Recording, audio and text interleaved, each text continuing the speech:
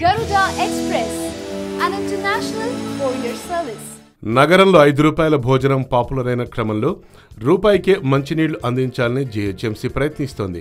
తాజాగా గ్రేటర్ వాసులకు మంచినీటి కొరత ఉంది. హైదరాబాద్ సిటీ అవుట్స్కర్ట్స్ లో ప్రజలు మంచినీళ్లకు బాగా ఇబ్బంది పడుతున్నారు. నగర వ్యాప్తంగా రూపాయికే సురక్షిత తాగునీటిని అందించే కేంద్రాల్ని అందుబాటులోకి తెచ్చేందుకు ప్రయత్నాలు చేస్తున్నారు అధికారులు. పర్యావరణ హిత సాంకేతిక రసాయన రహిత శుద్ధి ప్రక్రియతో ముందుకొచ్చే సంస్థలకు ఆయా కేంద్రాల్ని అప్పగిస్తామని ఇంజనీరింగ్ విభాగం స్పష్టం చేస్తోంది. ఆగస్టు మొదటి వారంలోపే ఆసుపత్రులు, బస్టాపులు, ప్రభుత్వ కార్యాలయాలు, ఇతరత్ర రద్దీ ప్రాంతాల్లో మంచినీటి కేంద్రాలను ఏర్పాటు చేస్తామంటోంది. ప్రస్తుతం నగరంలో లీటర్ నీళ్ల ధర ₹20 నుంచి ₹100 పైగా ఉంటోంది. ఈ నేపథ్యంలో ఇప్పటికే ₹5 భోజన కేంద్రాలతో పేద మధ్యతరగతికి చేతనిస్తోంది బల్దియా. ఇప్పుడు ₹1 లీటర్ నీళ్లను అందించాలని నిర్ణయించింది. అందుకు సంబంధించి మేలో జీహెచ్ఎంసీ ఆసక్తి గల సంస్థల నుంచి టెండర్లు ఆహ్వానించింది. తక్కువ ధరకు నీళ్లు అందిస్తామని ముందుకొస్తే స్థలాన్ని కూడా కేటాయిస్తామని జీహెచ్ఎంసీ అధికారులు అంటున్నారు.